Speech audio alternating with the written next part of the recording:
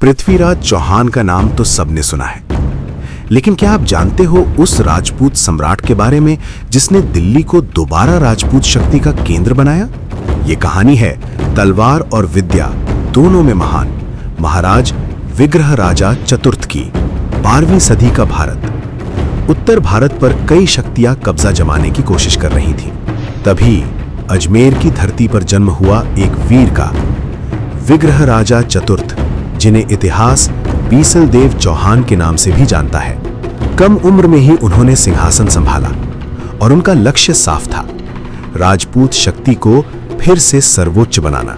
दिल्ली उस समय तोमर शासकों के अधीन थी, लेकिन बीसल देव की सेना बिजली की तरह बढ़ी। भीषण युद्ध हुआ और अंत में दिल्ली पर चौहान ध्वज लहराया। इतिहासकार मानते हैं कि उनके शासन में अजमेर से दिल्ली तक राजपूत साम्राज्य सबसे शक्तिशाली बन गया। विग्रहराज केवल योद्धा ही नहीं थे, वो एक विद्वान सम्राट भी थे।